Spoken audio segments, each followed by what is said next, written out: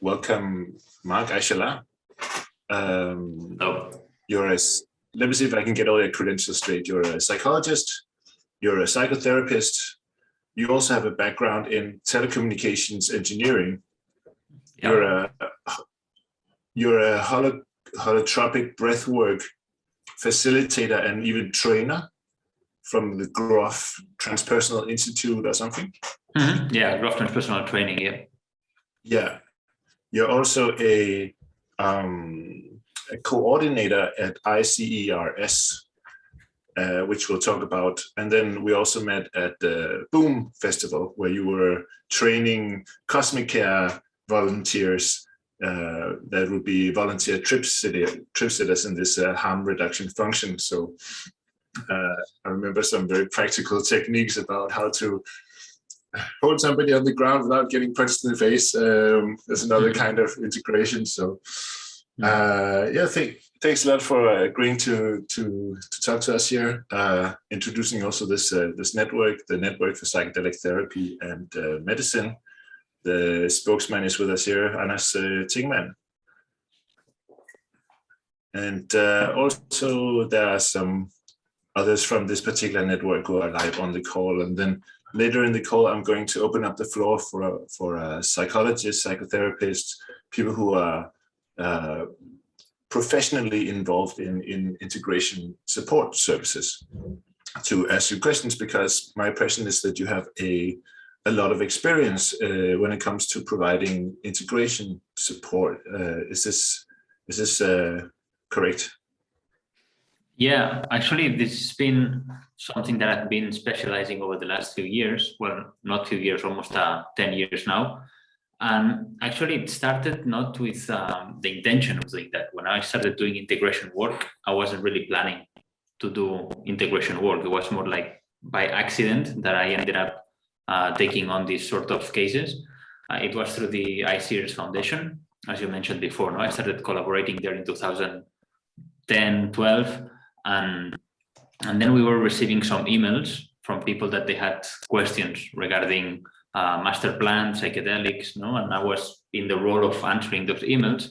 And then we saw that progressively we would get emails of people that would have had difficult ayahuasca experiences, difficult psychedelic experiences, and they didn't really know what to do or who to ask afterwards. Yeah.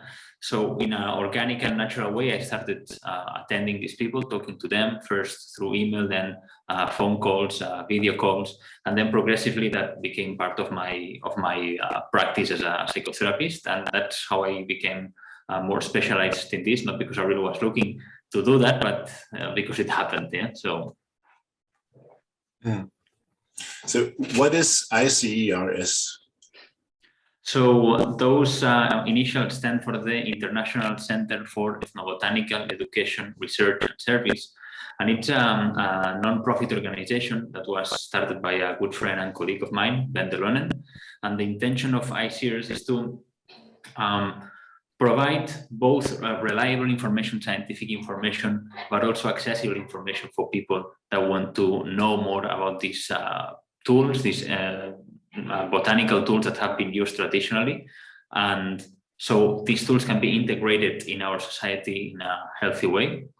ICERS also has an intention of supporting the communities and the people that have used these plants traditionally. So it looks very much to the traditional and native uses. Yeah, it's not a scientific organization that wants to do Western clinical studies only. It also aims to give credit and support these peoples that have been using it for centuries. Yeah.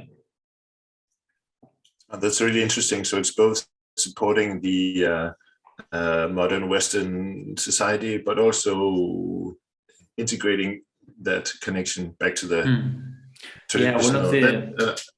One of the things that some colleagues of mine are very interested in is what they call bridging knowledge, bridging the knowledge from these shamanic traditions and these traditional peoples with Western scientific knowledge, and how to bridge these two knowledges so they can both reinforce each other. That's really nice. How does I'm wondering, how does the bridging work from, like, say, from the West to the indigenous community? Well, I think that the bridging is in a way already happening, because particularly in South America, now there's a huge amount of people, Western people, that have gone there in order to look for healing or for knowledge in the use of ayahuasca and other plants. The traditional practices are not so traditional anymore. Somehow they have adapted to the needs of the Westerners. In a way, there's this beautiful documentary by Carlos Suarez, and some shamans, they say the Westerners like to have a lot of visions in ayahuasca. That's why we add more leaf, more chacruna. Yeah, in our traditional recipe, we would use less leaf because that's not what we think it's the most important ingredient. No? But so it has influenced the practice by the requests of the Westerners. Yeah, I think that it's more interesting to think how it can work the other way around. No? How indigenous traditions and indigenous knowledge can influence the Western mind. And in a way, I think that we're just starting to see how this could happen. And I think that the only way to really begin to make it happen is by listening to these people, by listening what's their methods like, what do they think healing comes from, how are the practices that they are doing, how do they develop, how one learns to practice this sort of medicine, So listening to these people and because most of the times the cosmology is so different than from a scientific point of view. Some of the things that people in traditional medicines would say, they make no sense in a scientific point of view. Yeah, but that doesn't mean that it's not a helpful and useful knowledge. So by start to listen what these people have to say, I think that we can learn a lot of a great deal. Yeah. Yes, I personally agree, and then I also see a divide, or at least a cultural gap, in terms of in the modern Western society, what is held in very high regard is this science, essentially, and the legitimacy of some of the breakthrough status of psilocybin therapy, MDMA assisted therapy. It's nested a lot in this therapeutic framework, where in the scientific world, there's a little, how would you say, there's a cultural gap. Do you have any thoughts about how or what role the indigenous approach, traditions, understanding can positively influence this emerging field of psychedelic therapy? Well, I think that one of the challenges that we're seeing now in the emerging field of psychedelic therapy is that as these medicines, that these tools are becoming more available and more researched, they need to be subject also to the measurement of the Western mind, the Western language. So that's why we have clinical trials that somehow address a very specific situation. So you have MDMA for PTSD, or MDMA for alcoholism, or psilocybin for depression. So that's how Western medicine works. We develop medication for a certain disorder or disease. Yeah, and that's the medical model works like that. I don't think that the shamanic model works that way, or the indigenous medicine is aimed that way. They don't have this complex of diagnostics. No, they don't have this labeling, the diagnostic that we do. They address health in a different way. No? So that's why I think one of the challenges that we encounter is this, that traditionally these medicines have been used as general tools, both for diagnostic and for treatment, and now we're starting to use them in a very specific way. We're pretending that the only uses of the substances are to treat a specific disorder. So I think that this comes also with the Western mind. There's some sort of simplification of how things work. Yeah, it's like, okay, does this work for this treatment? Yes or no? Yeah. So, and that's one of the biases of science. I also think that one of the challenges that we're starting to see now, and those of us that are in the therapeutic field, I think that we saw that coming in a way, But now it seems that when we talk about psychedelic therapy, we're talking about single events. It's like people are going to have a psilocybin experience and they're going to get rid of depression. So we understand healing as an event. You go to a clinical trial, you go to a ceremony or whatever, you take the substance and it heals you. But healing doesn't work like that. Psychotherapists, we know that healing is a process, something that unfolds over time. Yeah, and I think that what modern science and modern clinical research is failing at is seeing that there is a process behind.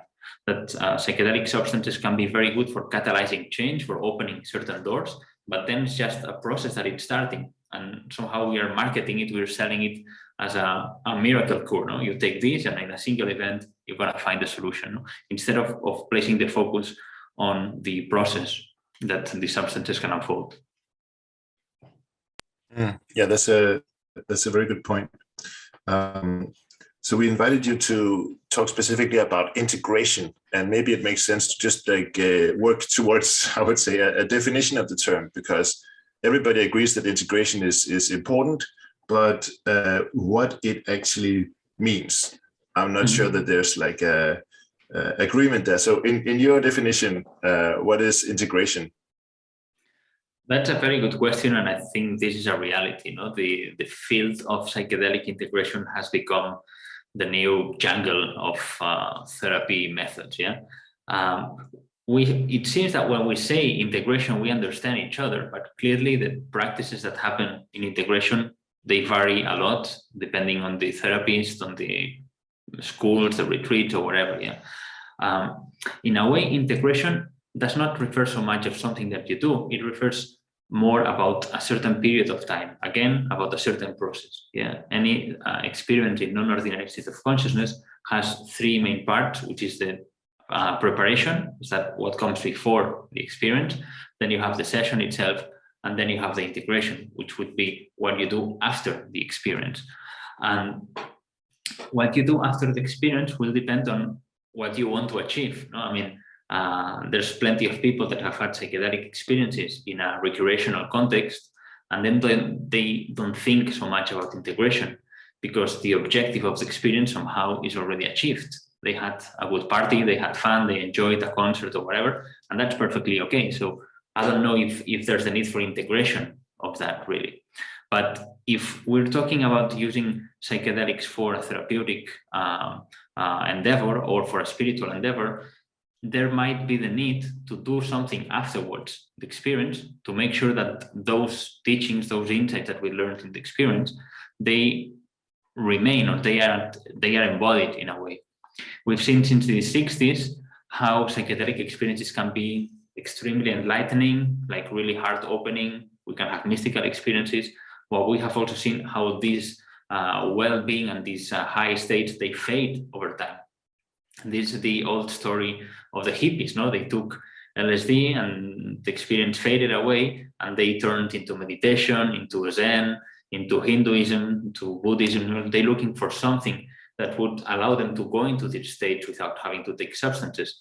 And then they even realized that not even these practices that keep you all the time in that state. No, that you need to adjust your lifestyle, you need to make the right decisions, take the correct behaviors and changes in your life so you can maintain a coherent lifestyle. So when we talk about integration, we're talking about this, everything that happens afterwards, so we can live in coherence with this insight that we've had. Yeah. Yeah. So like in meditation, I think there's a nice parallel to draw maybe where you can have a formal session of meditation where you sit down for 10, 20, 60 minutes, and then you're then you are focusing on being mindful and maybe succeeding most of the time. But then to actually be present in life, like to be in the supermarket or tying your shoelaces or something, and still maintain that quality of mindfulness, that would, I suppose, be mindfulness integrated into the life. So integration at this Insight conference in Berlin, I heard one Henrik Jungaberle also give a talk about integration because they want to operationalize it. I'm not sure what the word is, but in terms of doing research with psychedelic therapy, then there is this there's a preparation, there's the session, there's the integration. So they need to reach some kind of definition in order to put it into scientific practice. And just like his baseline definition was that integration is learning from the experience, psychedelic or otherwise, and most importantly, to create behaviors that ideally improve your life. So I just thought I would echo that definition so that there's some kind of agreement in the field. You also did the host. Yeah.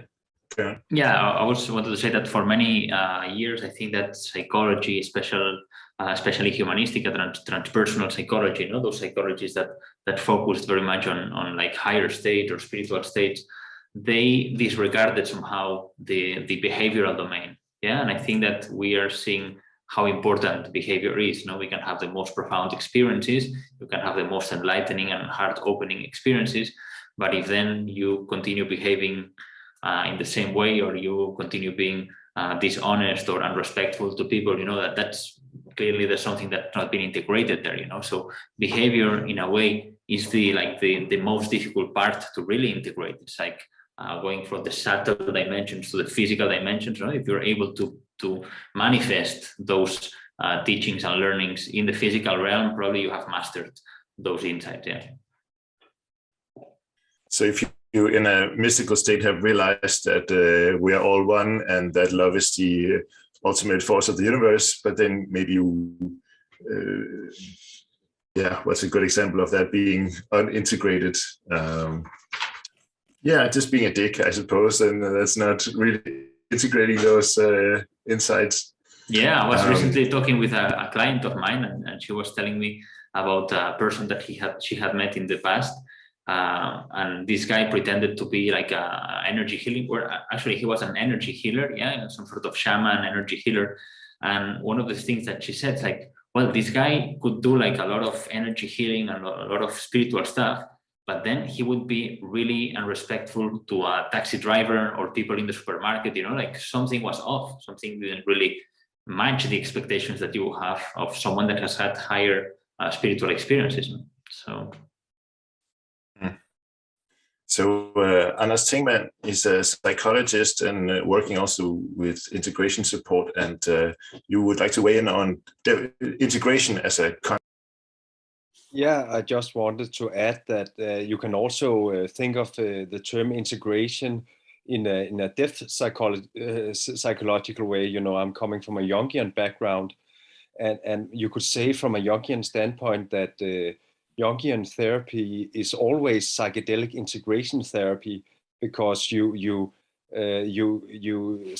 manifest latent possibilities from the soul or from the unconscious, and then the work is really to integrate them in habitual, not everyday consciousness, and expand that consciousness so different parts of yourself that maybe have been repressed or never discovered, or maybe are not able to coexist with other parts, whether that will be the way to understand it in Jungian perspective, I think. So I think both the terms psychedelic and integration are actually depth psychological words, like this idea of therapy being that you bring something from the unconscious to the unconscious, and there's a dialogue and it's a process of it's a dialogical process of integration from material coming from the unconscious.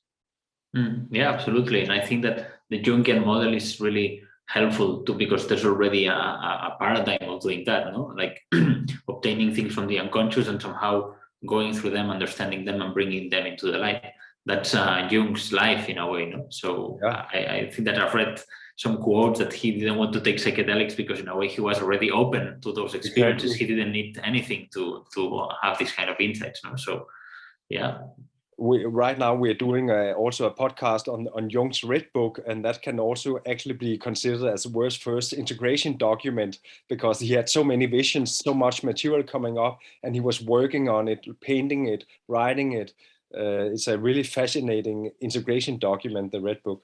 Absolutely. I consider it like that. I have a copy in my office, and I haven't read it completely, but just browsing through it and imagining how it would be for him to have those insights and somehow put them on paper and create this mixture of writing and art, that clearly is a work of integration. And when we do integration exercises after psychedelic experiences or holotropic breathwork workshops, one of the things that we always do is painting, writing, these kind of things, like putting things on the outside, like expressing them, finding a language, either if it's like verbal or non-verbal, to express those things that are coming from the unconscious.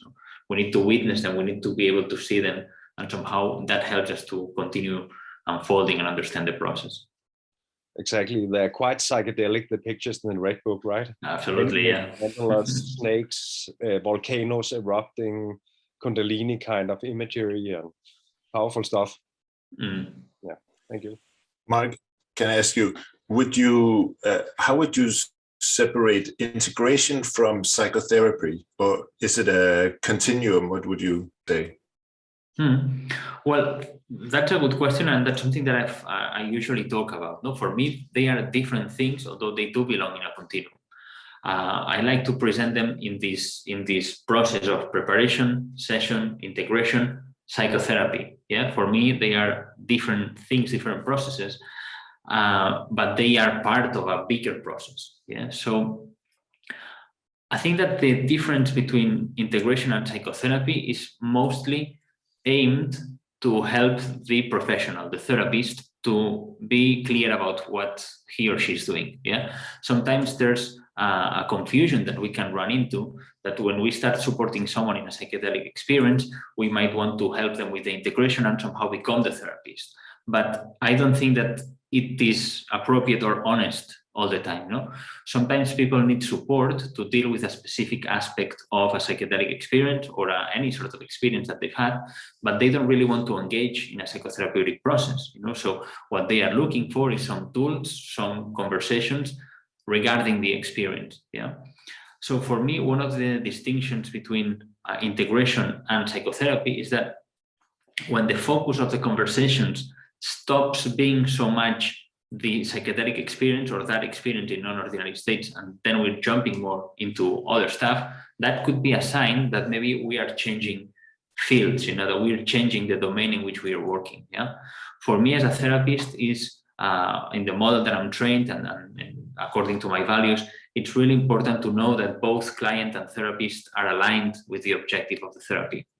If the therapist has a plan, it's like, okay, we're working here on a process of unfolding the unconscious or whatever, it could be a Freudian or Jungian or behavioral or whatever, no? And the person just wants to say, I've had a psychedelic experience and I want to understand it a little bit better. I want to have some context. I want to have some insights, or I'm feeling anxiety after this psychedelic experience and I want to get rid of this anxiety, but I don't want to do anything else, So if those things are not aligned, I think that we can run into problems, and then our job as a therapist is not as honest as it should be. Yeah. So in that regard, that's why I like to make the distinction of integration and psychotherapy. If someone comes to you to integrate a psychedelic experience, we have to think, when will this intervention be finished? Yeah, I think that integration should be a short-term sort of intervention, and what we're aiming for at integration is that somehow the person feels that they can continue on their own. Same as in therapy, but in a way it's like, okay, you've had a psychedelic experience. How come that you feel that you need support to integrate that psychedelic experience? What makes you feel that you need support for that? And that for me is the essential question, because otherwise, and with this, sometimes I'm a little bit critical, it might seem that we are creating a new need for people. It's like now people need to do integration. They need to go to a therapist and pay for sessions for whatever time or whatever, because they need to do integration. And I don't agree with that. I think that people should really decide what they need, and the therapist and the client should be aligned and work towards that objective. But we shouldn't create a need for people. There's plenty of people that they don't need a therapist to integrate a psychedelic experience. I would say most people don't need psychotherapy to integrate a psychedelic experience, So I think that we should be aware of that. In my way of understanding integration, there's two main scenarios. One scenario is when the experiences have been positive and the experience has gone well, then the aim of integration would be to try to maximize the benefits from that experience. Yeah, somehow we've had openings, we've had spiritual insights or whatever. How do we make them embodied? Yeah, how we can be in touch with those insights. That would be one direction of integration. And most of the times, these insights can be embodied and integrated without the support of a therapist. It can be like sharing groups, writing, drawing, sharing with people, reading, I don't know, meditating, changing behaviors. A lot of people do that on their own. They don't need a therapist. The other scenario in integration is when the experience has been challenging and the person perceives that after the experience, they have more problems than they were having before. So for example, all of a sudden they are experiencing panic attacks, they have insomnia, they have nightmares, they have high anxiety, and this was not before the psychedelic experience. So then these people, it's not that they want to maximize the benefits, they want to let go and reduce the challenges that they are experiencing. Yeah, so reducing the adverse effects, reducing the unexpected reactions, that's another scenario of integration. And I think that in the second scenario, the help of a therapist is when it's particularly useful. So most of my experience in integration is in the integration of difficult experiences. Yeah. Yeah, that's a very nice distinction. And I'd love to talk more about integration of particularly difficult experiences, because in this network we are professionally involved. So whereas also actually after the symposium in 2017, I was inspired to have some integration circles, which was more a peer situation. I remember in this integration workshop that you did at the Psychedelic Symposium in Denmark, that I actually, like, just to put my own case study out there, like in terms of a positive integration, I had one psychedelic experience where I was on a beach on LSD looking at the stars, like the space, cosmos, universe. And that was a beautiful experience. But then in the days after, there was like just like a normal life, that there was some vague uneasiness. And in that workshop that you facilitated, then you challenged us to tell the story of this particular experience. Like, okay, and there was a beach, and then do it again, but use half as much time, and then do it again, but in 1 minute. So that would kind of like drill down to what was actually the core of this experience. And I think that made me realize, like, okay, just to take some time to observe natural beauty, that was worthwhile and somehow nourishing. And the integration of that was me taking just walks normally, and pay a little bit more attention to just the trees and smell the flowers and such. So in that way, that method was useful for me. Yeah, in my experience, there's plenty of ways that this can be achieved. Yeah, and in non-therapeutic settings, like, I don't know, any ceremonial space or anything that it's not a clinical trial or something that is designed to have a therapeutic outcome, or that we are dealing with people that suffer from a certain diagnosis or certain disorder, these practices are very useful. Yeah. When we are working in a clinical trial, and I have some experience in that, in working with psilocybin for people with depression, then I think that integration should be provided for people afterwards, no matter the kind of experience that they've had. If they've had a positive experience, there should be some integration. If there's a challenging experience, there also should be integration. I've seen how in clinical trials, people sometimes they have very positive experiences and they get rid of the symptoms for a period of time that can be as long as 3 months, 4 months, or whatever, or as short as a day, a week, a couple of weeks. Yeah. And then it's okay, what should we do when someone has had a positive experience? They think that the symptoms are going to go away, but they come back. That's a scenario that we're finding now, that we need to find an answer to that. I think that some of the answers is the idea of a process that I was talking about. No, if we keep selling these things as events, like, okay, you go through the clinical trial, you have your experience with psilocybin and depression is going to disappear, we are risking of betting everything to one number, and then if that thing fails, then what do you have left? No, so I think that, and this is something that we had in the West already. In the early days of psychedelics, they had the idea of a process. There's a whole bunch of literature of Jungian analysts and Freudian analysts that they used psychedelics in order to foster the process and deepen the process, so this belongs to the European tradition of psycholytic therapy. And in a way, I think that we have something to recover from that, to understand that these tools, they can open windows into higher insights and to the core of our suffering, but they are not the end of the process. Many times they are just the beginning of a healing process, So I think that's part of what collectively I believe that we need to bring into the integration field. Like, okay, this is not about one experience. This is about you starting a new path. So you're also trained in MAPS in the MDMA assisted trials, right? And also in Compass Pathways as a psychedelic therapist somehow, yeah.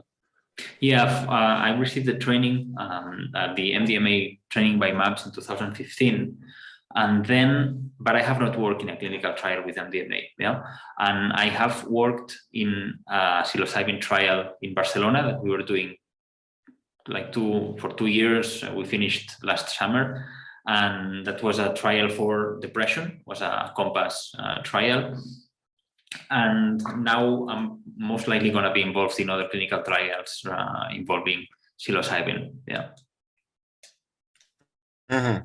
Yeah. So, in terms of like a psychedelic therapy trial, often it seems that there's this idea. At least I get this impression in the Danish studies that what is the effect of one single intervention, maybe with some preparation, maybe with some integration talks afterwards, but just like this let's have a metric, a CAP score for PTSD or whatever, and make an intervention and see what happens and see if it works. And my intuition says, like, well, probably you need like a wider framework because it's about a person's life. It's not like the pharmacological intervention that's going to do magic. It's fundamentally deeper than that. So how would you communicate that to? How could you use that perspective to inform a research trial about psychedelic therapy? That's a good question and very difficult to answer because Western science works the way that it works. And it's okay, I mean, Western science has done amazing things. We are able to operate diseases that 50 years ago, they would be deadly.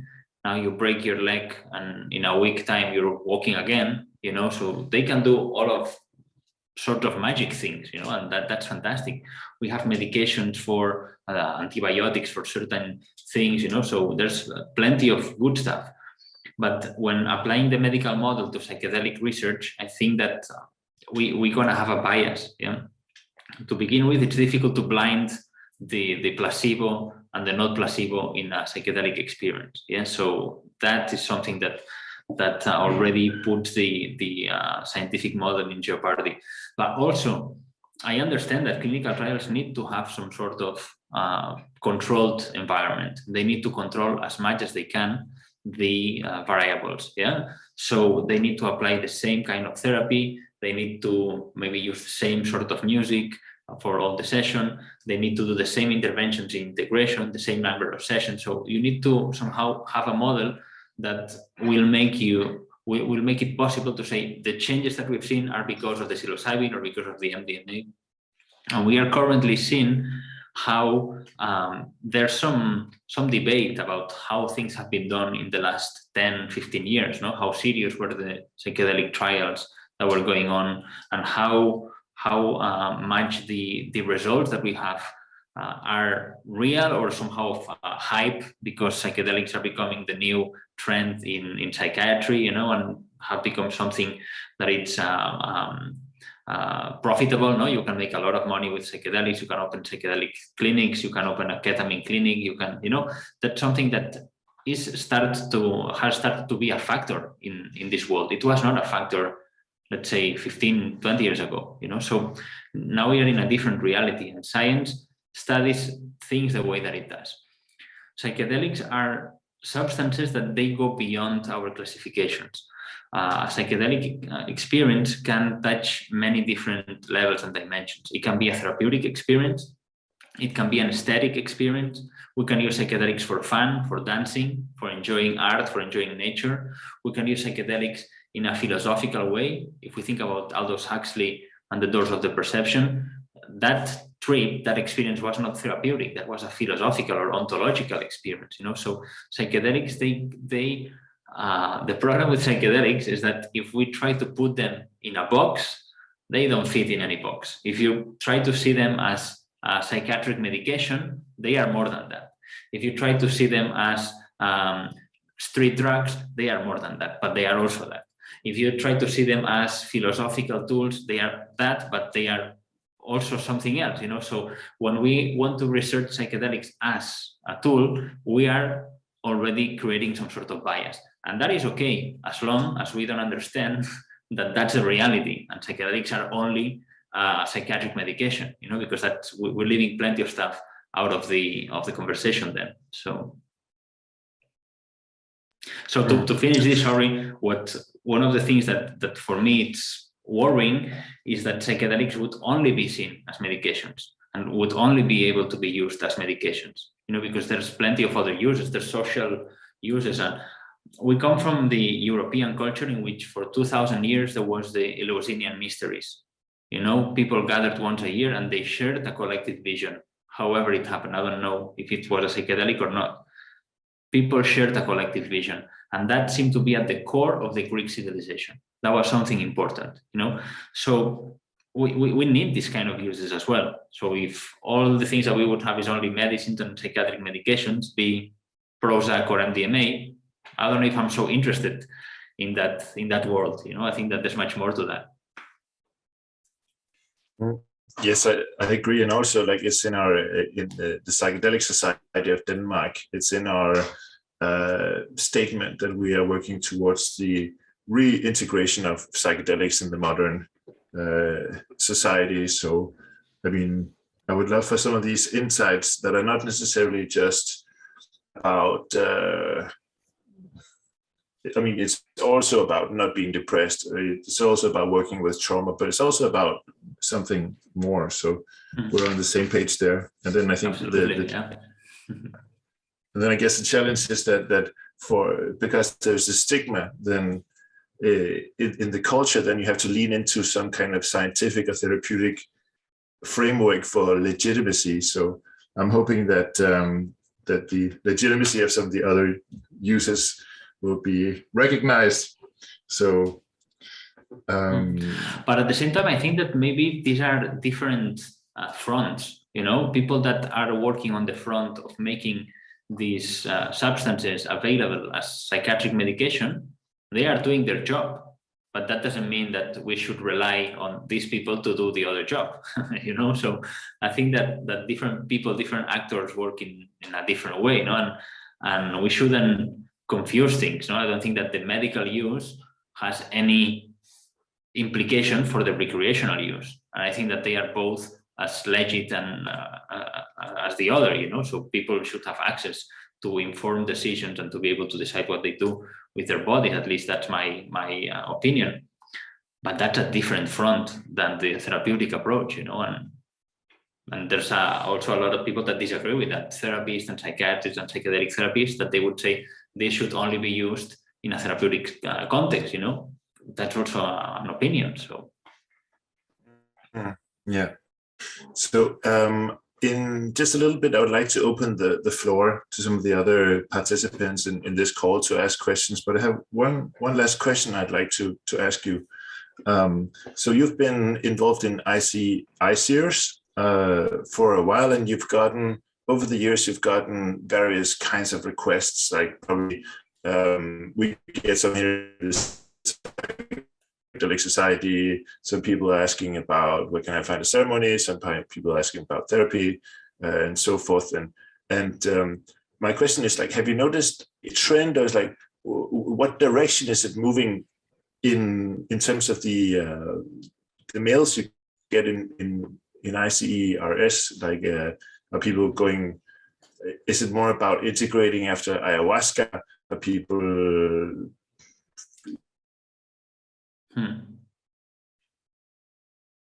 I lost you. I don't know. Yeah, I think that we lost you. But do you guys lost him as well? Yeah. Yeah, No, I think so. no, it has happened before, but it's a nice still frame of him. So yeah, we'll let him sit there for a while. So I can answer that question. Sure, that would be a good. Yeah.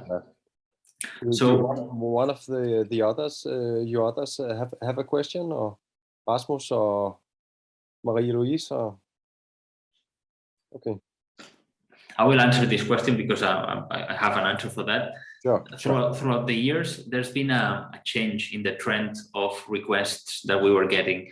In the early days, most people were asking general information about ayahuasca or about iboga or about psychedelic substances. And one of the interests that people had was, where do I go? If I want to drink ayahuasca, what is a good place to go? Yeah, back then in 2010, 2012, there were not as many retreat centers as today. There was not as much information as today. So people were interested in, how should I take a decision? What things are important to take into account when I want to decide with whom to have an experience or to which retreat center to go?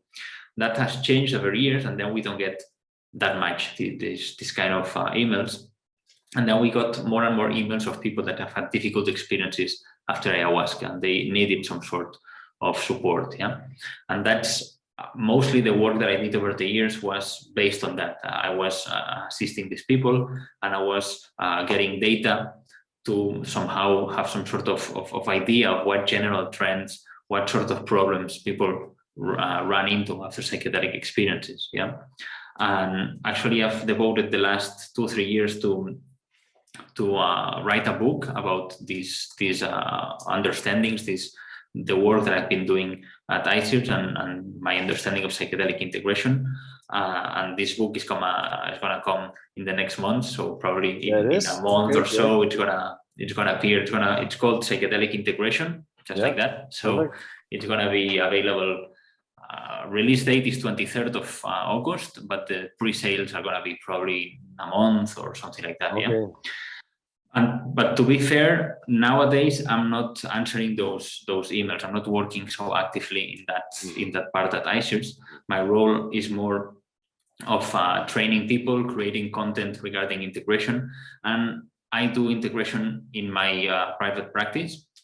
But one of the things that we're seeing with the integration requests, or at least what my colleagues tell me at Aixalà, is that the cases are getting more and more complicated, because there seems to be more integration therapies, so more offer for integration as well. So people can find many different therapists, and the cases that we're receiving now, they tend to be pretty heavy. Yeah, people in a vulnerable situation, with not a lot of social support, with some psychological problems, and they have an ayahuasca experience, and then things become very complicated for them. You know, so it seems that yeah, the needs are also changing, because there's also a different offer of integration professionals and different ways of working. So that is one of the hard things about it, being sort of early in the field and being sort of an expert, that the people send you all the difficult cases, right? Well, it seems that somehow, yeah. So unfortunately, I'm really busy at that time, and I cannot answer to all the demands that I get. You know, so. Unfortunately, I have to. How much do you do online, and how much do you do live sessions? So I would say that half and half, something like that. But that's been like this for several years for me. So it's not because of the pandemic or anything. But I do a lot of live therapy in Barcelona, but I also do a lot of online therapy. Yeah. Okay, great. So Marc, do you have a copy of your book? There's a great news that you actually finished this book. You know, I wanted to do a book about psychedelic integration, and I heard other people who also wanted to do it because there's so much a need. But you're the one who has actually been writing it. So It was a really beautiful process. I enjoyed very much writing that book. At the beginning, it was, and that's something that I tell in the introduction. I was thinking of just sharing my insight and my knowledge after like 8 years of working in the integration field. But then, as I started researching and reading papers back from the 50s and the 60s, I saw that many of the things that I thought that I had discovered myself, they were already there, you know. So there's a lot of knowledge that has been created by our ancestors, no? Yeah, then you rediscovered it. Somehow it was like, wait a minute, I mean, these people were talking about this. So my work has been trying to integrate these different knowledges that were spread in different places, and it's been a really, really beautiful process writing that book. The book's been finished for 2 years already, but publishing a book is, at least for me, it's been a difficult endeavor. So now it's gonna come out in Spanish and in English after 2 years of being finished. So yeah. Okay. Great. I think it's much needed. There's one thing I want to ask you, Marc. You use this phrase that you can also talk about to integrate and experience is also to embody the experience. And I think that's an interesting language to use, because sometimes people think of integration as you have some insights and then you have sort of a to-do list with things you want to change in your life.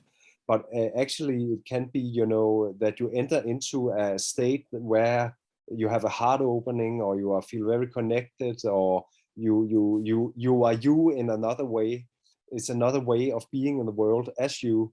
And I feel when I work with integration, it's really going back to the experience, having people to feel them into the experience, having some words for the experience, so they can embody the experience, you know, re-establish contact with that state of being. That can be a very central thing of integration, not just, and I have to say this to my mama and I have to get a new job. And yeah, absolutely. And I believe that one of the contributions that I've brought to the integration field is when I talk about the dimensions of integration. What dimensions are in the work of integration? And somehow I have summarized them in several dimensions. And I begin with the spiritual dimension, the cognitive dimension, emotional dimension, the physical dimension as well, and the behavioral dimension. But also social dimensions of integration and the time dimension of integration. Integration is something that happens in time. It's not something that happens in one single moment. It's a process that unfolds over time. So I've paid a lot of attention in trying to describe and talk about these different dimensions in integration, because sometimes we just try to understand the experience, to understand the symbols, and to find cognitive meaning, but there's much more than that when we talk about integration. And paying attention to all these dimensions, I believe that can help us see integration as a wider field, and then we can have more ideas on what things we can do to continue allowing the experience to unfold and to learn from it, you know. So yeah. I also had an interesting talk with Mathias Ebbesen Svendsen, who is doing psilocybin research in Denmark, and he because I talked with him about doing integration work and people getting a little back into the psychedelic state when I work with people, right? And he said, "Oh no, that's shouldn't you try to avoid people having flashbacks?"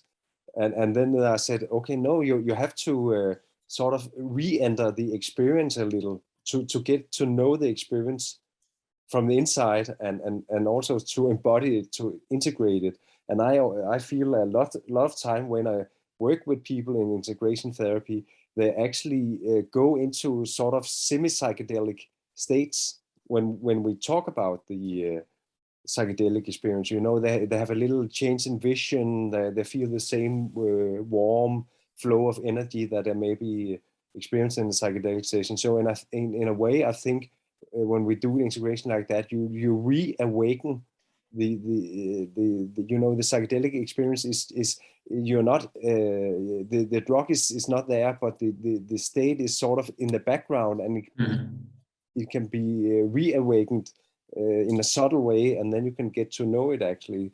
That's a positive way to look at a flashback, like a conscious flashback for getting to know this other way of being, an other state.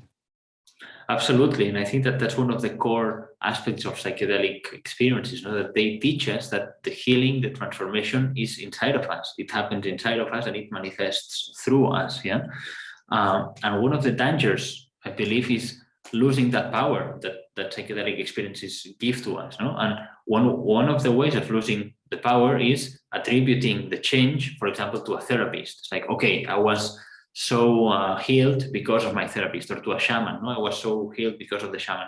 Or even one more step, to attributing the healing to the substance itself. I healed thanks to MDMA, thanks to psilocybin. On one level, that is true, but on the other level, what you're saying, that experience is inside of us. So if we credit just the substance, we are falling again into this medical mindset, in which, okay, I healed because of Prozac. What's the difference then? It's psychedelics don't do that. Psychedelics awaken something inside of us, so we can do the work, so we can go through the things that we need to go through. That is also the Jungian understanding of therapy, that you really help the inner healing intelligence manifest itself, right? And that's also why in Jungian terms, therapy is not the same as treatment, because when you are a therapist, you are a servant of the soul.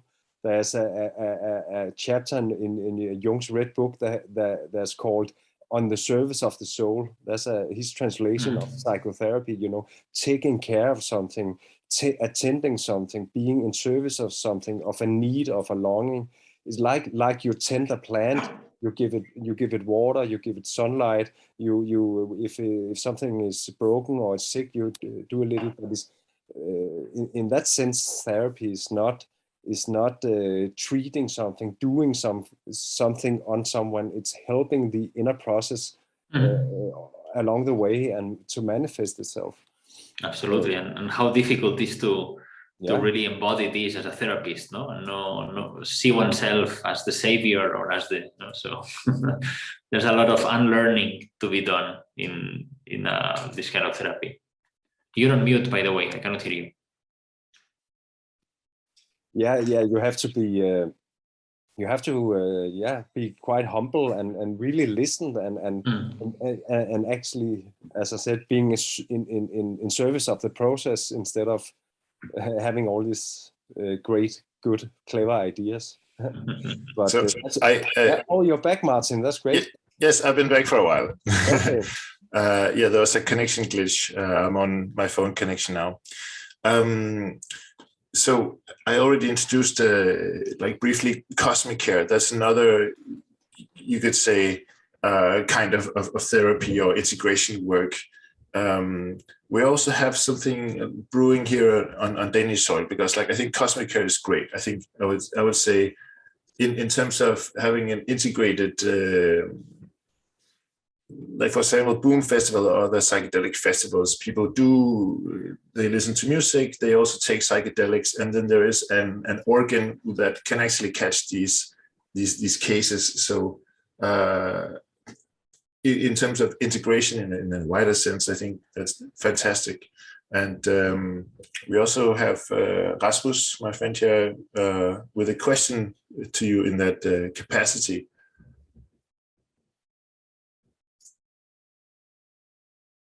Go ahead. Thank you. Yeah, I had to unmute myself. Right. Hi, Marc. Good to see you again. It's been quite some years. So as far as I know, you've been working with Elena and Maria at the Cosmic Care, and as Martin very rightfully is mentioning, there's something important to learn from Cosmic Care, and that's something that I've been looking at because I've been working for many years with rave culture and techno parties and young people doing copious amounts of all sorts of drugs. So if we are to perceive this as the so-called psychedelic renaissance, we also see there's a destigmatization going on right now. So much more people are becoming aware that these are substances or drugs that has different kinds of uses, and not just the classical narcotics. And that means that a lot of young people now are becoming more aware that they are out there, and they are starting to become more curious. They are experimenting. So what I'm looking at is if you, in your experience from Cosmic Care and the years working in different levels of these, of substance use, how would you see the most beneficial way to go about creating initiatives for harm reduction? Like in England, we had Dance Safe. I know that in Cosmic Care, you have the drug testing, all zones where they can go at the festival and test the drugs or ask advice of what drugs works well or not well with other drugs and what they should be aware of. But like here in Denmark, it's a small country. We only have a few places where people go out and might not do illegal substances. So how can we on a national level, without it being a government control organ, in the best way possible, start to address this? Is there some experiences that you've gained from Portugal, because Portugal has been like very far ahead compared to the rest of us, and I also know in Spain they're a bit more relaxed about these things.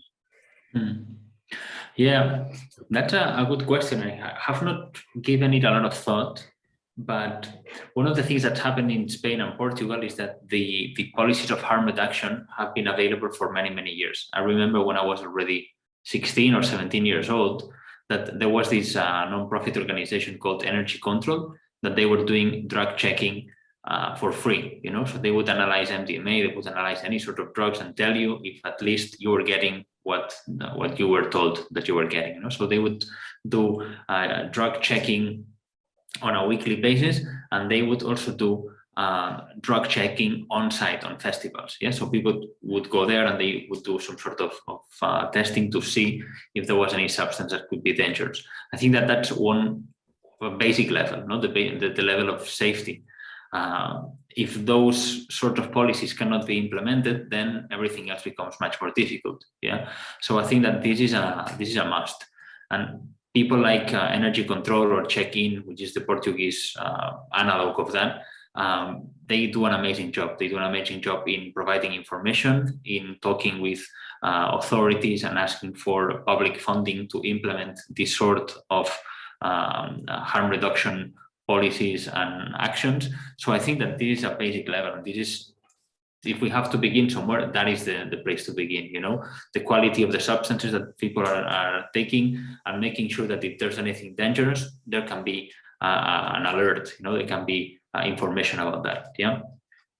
Then, as in Boom Festival happens, so that there's a service in which people that are having difficult experiences, they can be supported. We're trying to reduce the harm or the risks that people can have by taking these substances. There's a risk of doing any activity, but if you have people that will support you, if you run into these risks or into these problems, then reduce the harm that can happen from that. So that in a way is a very good example of what happened at Boom Festival. And then the coordination between the drug checking system and the Cosmic Care service, because then that maybe some of the psychological emergencies that you're getting is because there's some drug adulteration.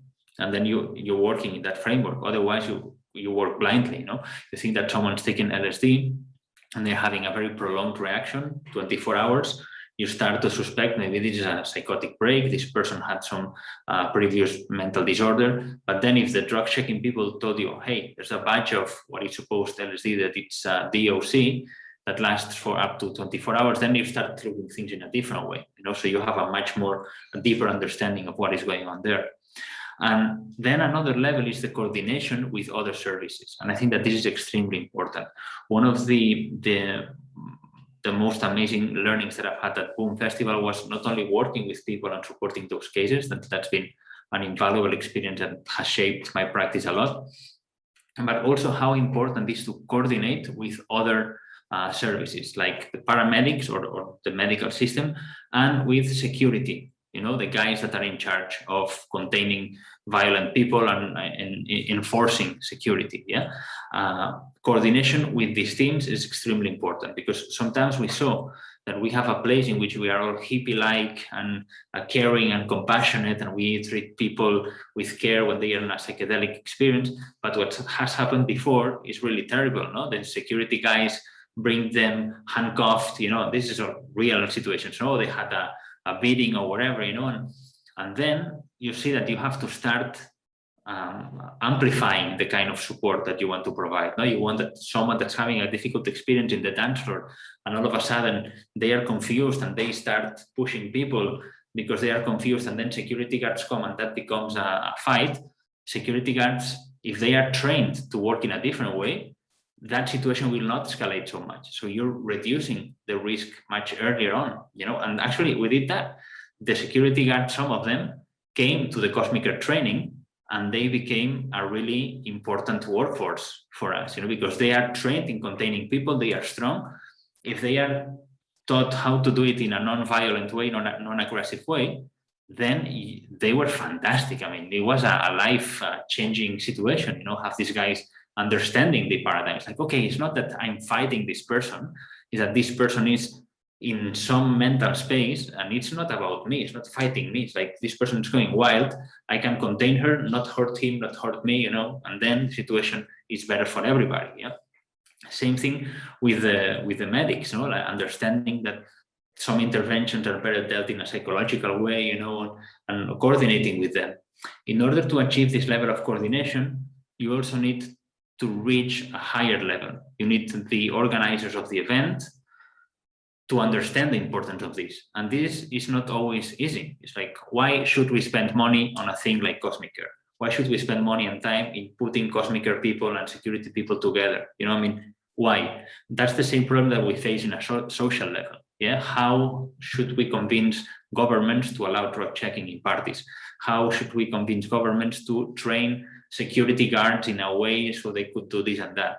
How do we ensure that club owners or party organizers create a space in which people can chill? So how do we make all that happen? So those conversations go on a more higher level and a more kind of bureaucratic and organizational level. But I think that that's the next level, coordinating the different services. It doesn't really matter if you have really good sitters, really good volunteers and professionals working at Cosmic Care, if everything that's happening outside of there is a mess, So, it's still better than not having that, but you're not achieving the full potential that you could have. One thing that's really cool about Cosmic Care is also that there's empirical data being generated. I remember we had to fill out a lot of lists and so forth. But in terms of actually making that argument to policymakers, event organizers, maybe there is some data there that's available. Absolutely, and I think that that's a part of how our world works. If you want to ask for funding, public funding for your service, it's going to be much easier if you can provide some data that shows that what you're doing actually works. And the language that we use for that is science. It can be quantitative research or qualitative research. So there's the need for creating this data. Yeah, governments are not going to rely only on our reports. They need something to see.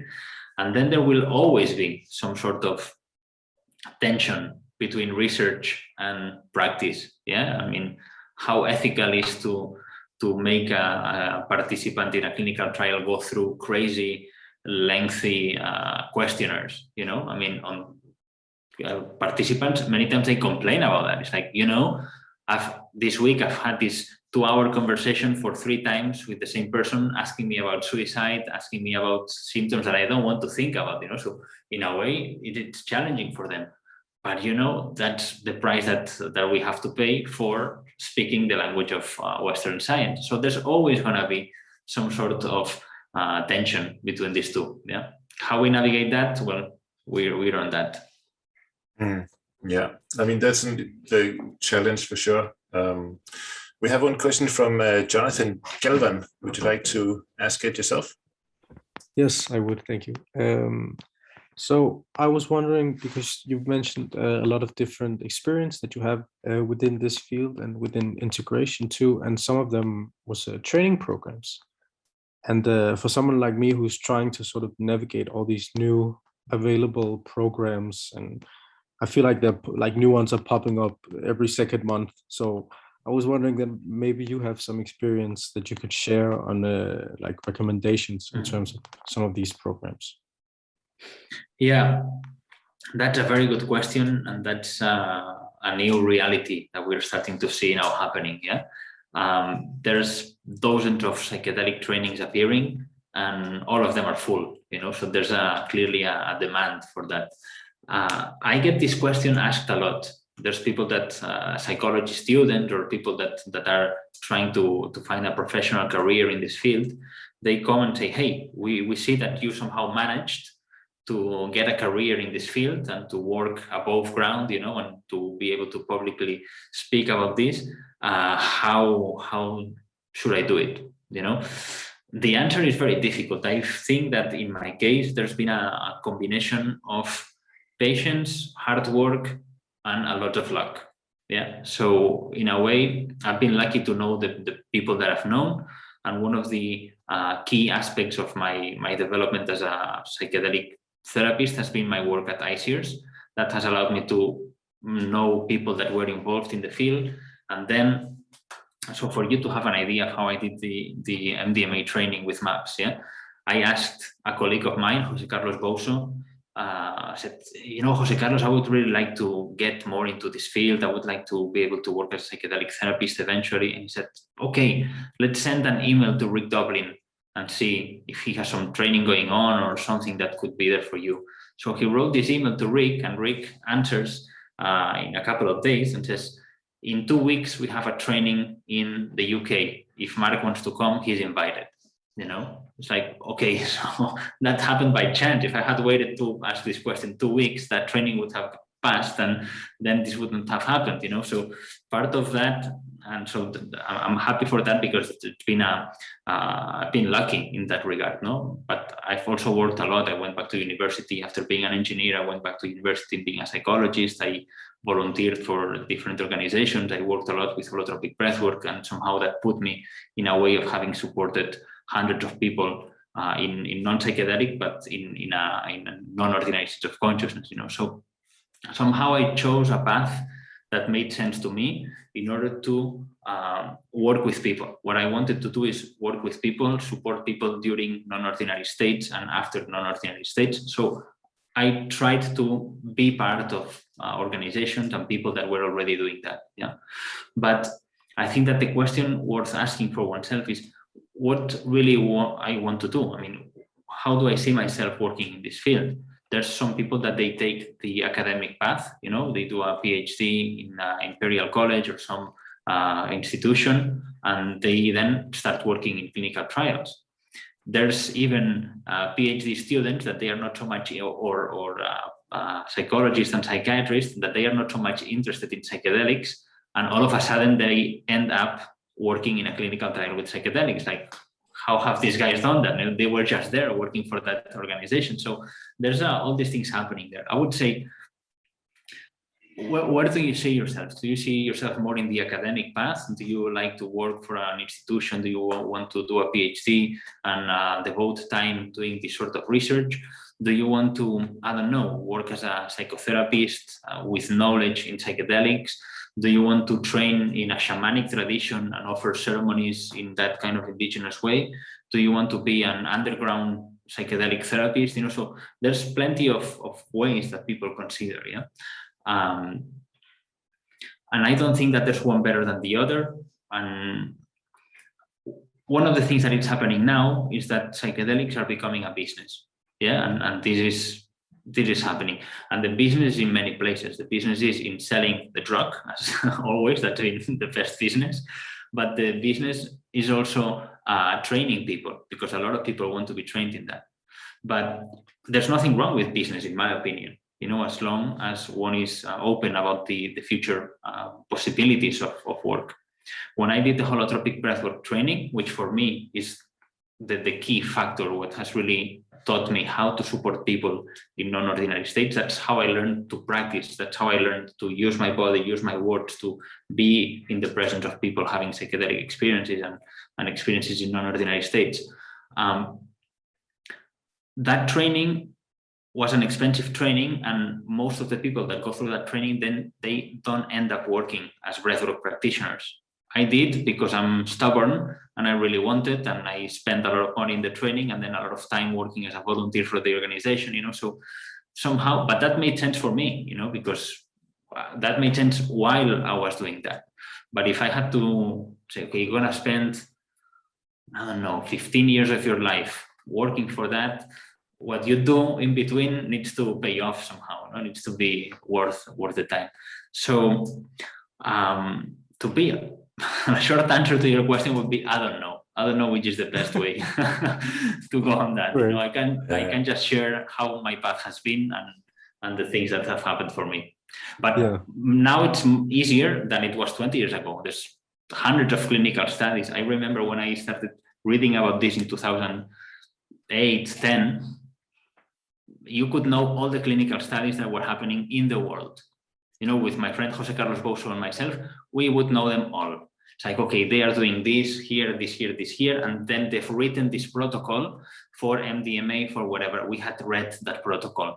That study never happened, but we had read the protocol. But now it's impossible. It's impossible to know the protocols that are being made. It's impossible to know all the studies that are happening. That means that more people are working in this field, so. Good. Thank you.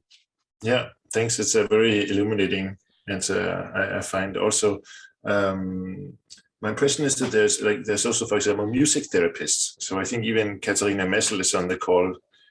She's a music therapist. That's another way into the psychedelic world, I suppose. Also, we coming up is a meeting in the NPTM where we'll have a talk by Marie-Louise. Marie-Louise, is that you here in the call who's in the psychedelic therapy training? Yes. Okay, yeah. So, and you have agreed to tell us a little bit about this training, which I have also been enrolled on. So exciting. I'm also curious to what I have got myself into. But that will be you will tell us about this on May the 5th, I believe. Is this, yes. So exactly. Nice. I will be happy to share. Yes, the 5th of May. Amazing. So if you're in Copenhagen, and the 5th of May, and you feel partial to the Network for Psychedelic Therapy Medicin, and you're interested in at least one education, then I recommend coming to Café Babushka. Anders Tingman, you had 2 questions. Please choose one and start with that. And unmute yourself.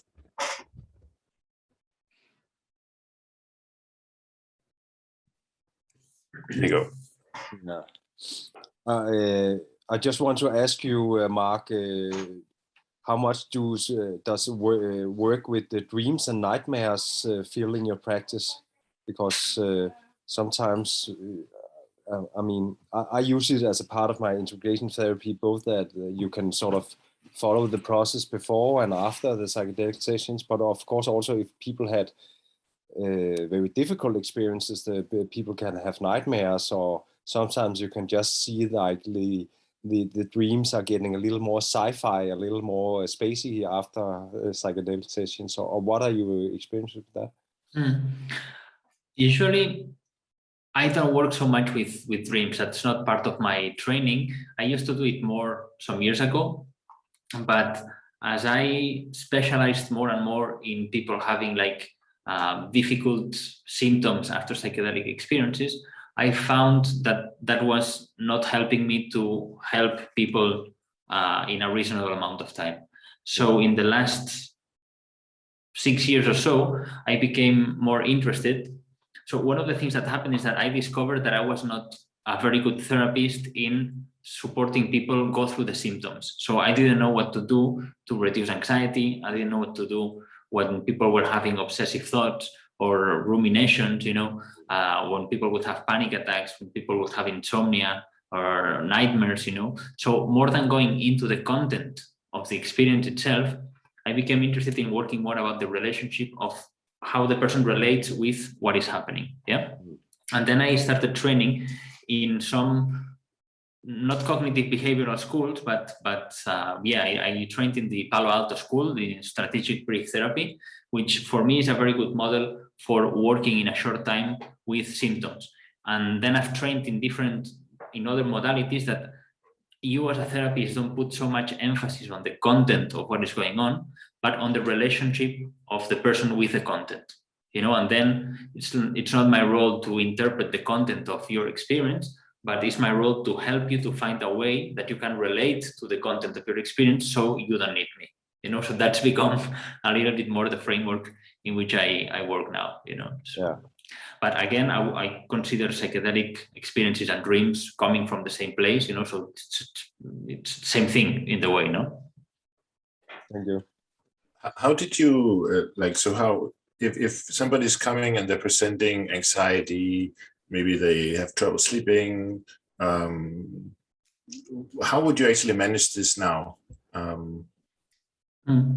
Well, one of the things that I've been doing in the last years, and you will find this written in my book, is to see what different situations people experience after a difficult psychedelic experience, what kind of problems they show, and what is a way that I propose to act in each of these scenarios, in each of these difficulties. Yeah, and one of the things that I've done is to repeat extensively the same intervention in different people and see if that was working and how to refine the intervention. So one of the things that you will find in the book is almost a manual of intervention in specific situations. Yeah, and it's not that I have invented this protocol, but I have adapted protocols from different schools in order to make them coherent with the psychedelic logic. Yeah, so now I feel that I have developed some sort of protocol for certain situations that are quite common in psychedelic experiences, when a psychedelic experience is very difficult, where there's some sort of unresolved experience that keeps lingering there.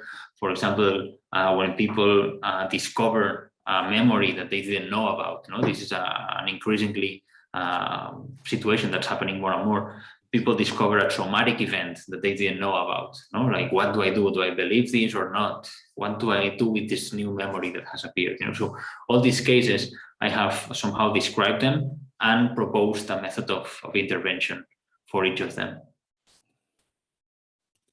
That sounds amazing. So we should all go and buy your book. How do we do this? Well, I will send you, when I have the materials and the pre-sales and all that, I will let you know, Martin. So if you want to share it with your network, you will be welcome. Yeah. Yeah, I would absolutely love to. Yeah. So, Anders, you had one more question about. Yeah. Just do you have any criticism from other psychologists or psychotherapists about you doing integration therapy? Because I think here in Denmark, a lot of my colleagues, they respect that I help people that have had difficult experiences, that I help them afterwards, that I sort of pick them up from the floor. But I think the most efficient harm reduction is actually to have the preparation also, so people know what they're getting into and have reasonable expectation and preparation. But some psychologists think that, oh no, I wouldn't do preparation, because then you sort of say it's a good idea, or that is okay even though it's illegal or something like that. Yeah, that's a very good field to develop. I don't know how the future will look like and how we're going to develop an integrated psychedelic psychotherapy that takes into account the preparation, the session, and the integration. Currently, we're seeing how it happens in clinical trials, which is interesting, but we're seeing the limitations of that. And in a clinical trial, as a therapist, you have a very reduced freedom. You have to do what the protocol says. How is this going to look like in the future with these medicines are available as treatments? How we're going to do that? I don't know, but I'm very interested in what is going to be the most efficient and the most useful and compassionate and human protocol for using psychedelics in the development of a psychotherapeutic process. So one of my next fields of interest, and what I'm thinking more about these days, is how should we use psychedelic experiences within the framework of a wider therapeutic treatment, and I still don't have the answer for that. But if I have to write another book eventually, I probably would be about that, no? Because that's what I want to think about now, no? How do we make it so the therapy is useful, the psychedelic experience is useful, and how do we mix these things together so we create something that really makes sense, you know, and that honors all the dimensions of the psychedelic experience, you know? So yeah. I have a lot of clients that you know, they come for therapy, and then after maybe a few months they say, oh, I'm thinking of doing this psychedelic experience, and okay, should we talk a little about that? And then of course there's a kind of preparation, and then they also have a place to go afterwards.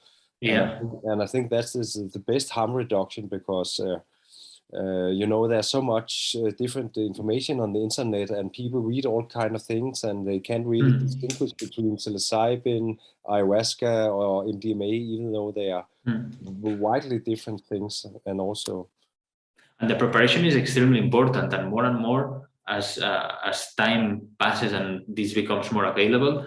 One of the key points in preparation that I myself had not thought so much about that, and now I find it extremely important, is the expectations of people. You know, now we are in a period of time in which the expectations that people have, they are really, really high. And that can be a problem in the development of the psychedelic experience, because they've read about these amazing experiences that people have, how the symptoms are gone after the experience. So the expectations are up here, and then if that doesn't work, which many times it's not up to the expectations, what we do with that. So for me, this is like the new challenge that I had not foreseen so much before this thing started to become more and more available, you know. So managing expectation, that's the exactly. They can have high expectations, and also some people have sort of psychiatric expectations. You know, it's a treatment that will fix my brain or reset my brain. It's not like a long process of healing or development. So it's really important. Absolutely. Yeah. I think there are other questions, Martin.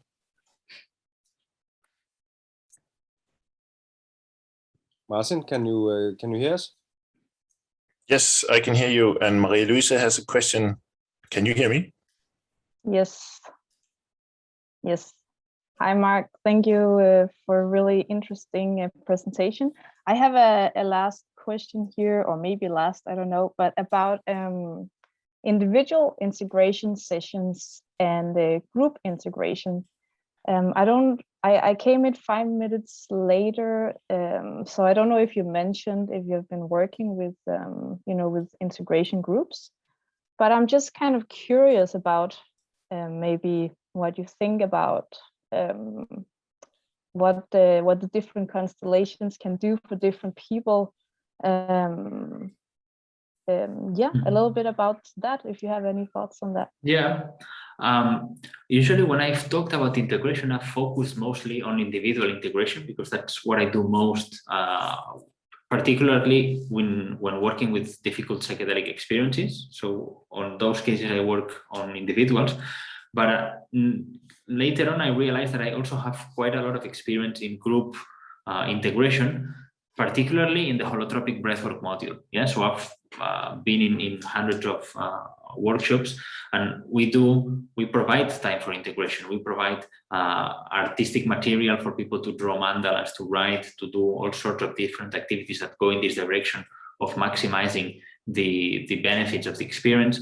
We do sharing groups in a particular way that I thought it was like a very common sense, but now that I've started training people in how to do a sharing group and explaining how the sharing group works from our perspective in the holotropic breathwork model, there's plenty of things to be learned as well in how to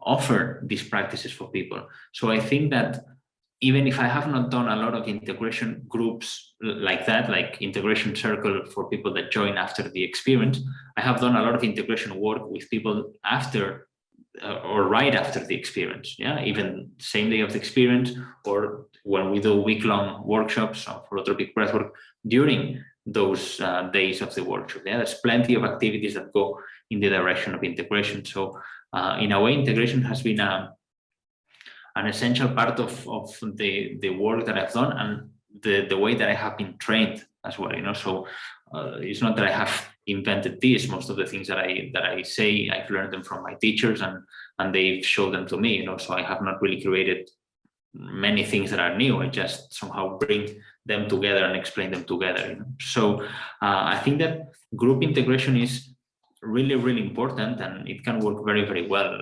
Sharing group can have a power that it's not describable, no? The power of being in a sharing circle and witnessing certain things and certain healthy interactions that can happen, you know. I think that that's really, really powerful, and all these things should be also learned and trained and shared, you know. So we somehow increase the level of care that we have in these spaces, and we make these practices more safe and more useful and healing, you know. So yeah.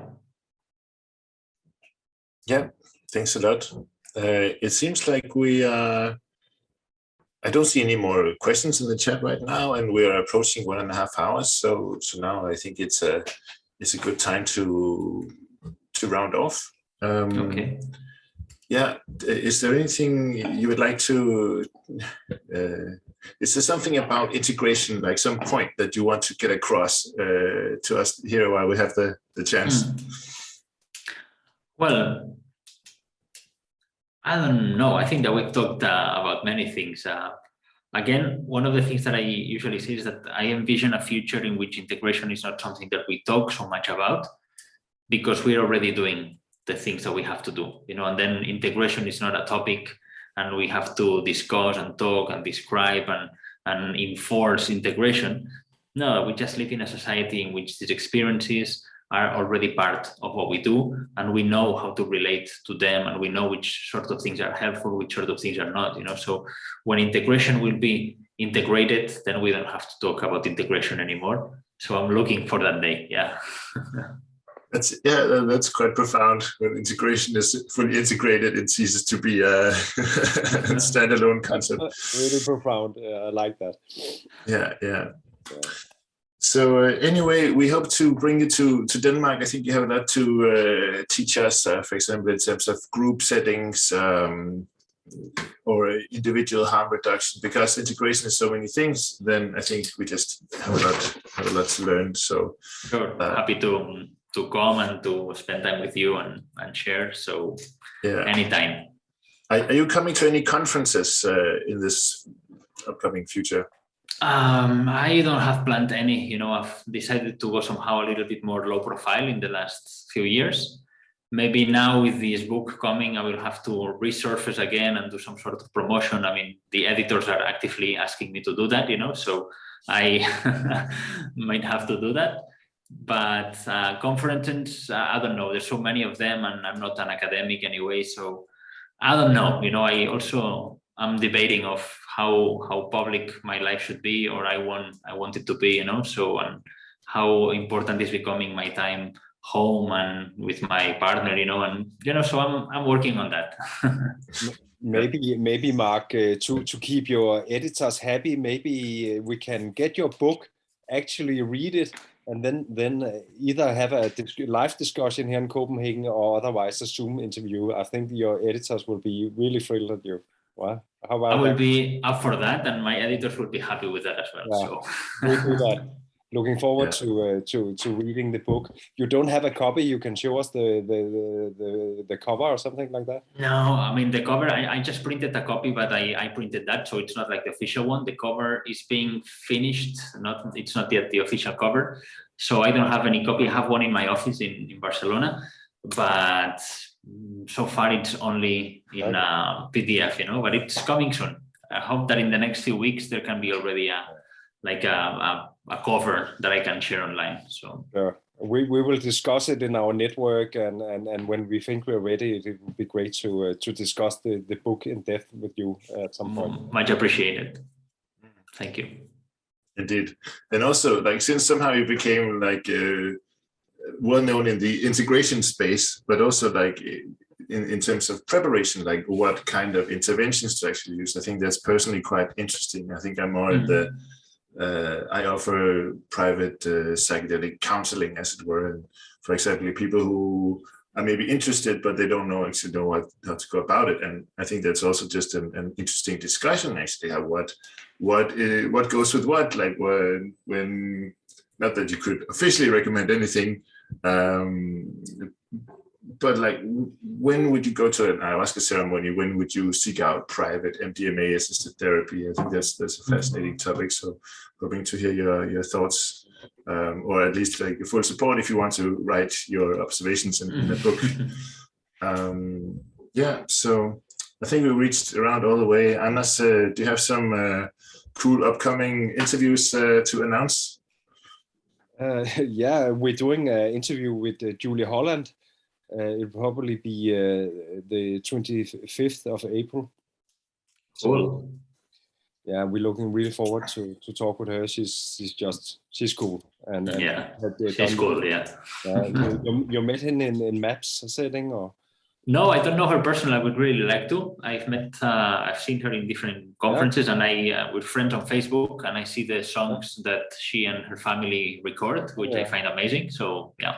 That's great. We will invite you to the Zoom call, so maybe you can participate there. That would be cool. Yeah. And she did this new book, The Science of Connection, from soul to psychedelics. So it's very much into this theme of connection on all levels. And she's a psychiatrist, as you know, but she's very much have a very holistic approach, and of course she has a very long-standing experience in psychedelics and MDMA for maybe, I don't know, 35 or 40 years or something almost like that. Absolutely, yeah.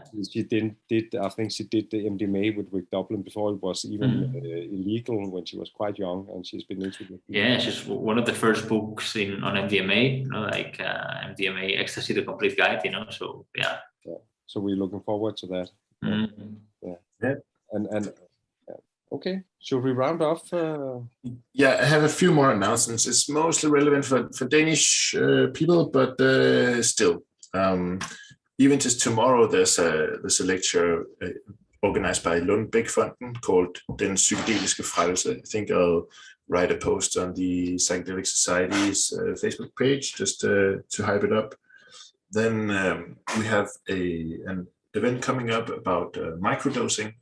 It's in Café Babushka. It's on Thursday, March 24. So in just over 1 week. If you're interested in microdosing, please show up. We'll have Michael Palner, who's a researcher, and we'll have Asger Laursen, who's a dose coach. And of course, you get to meet all the people microdosing in Denmark, or at least as many as can fit in Café Babushka, which is about 30-40.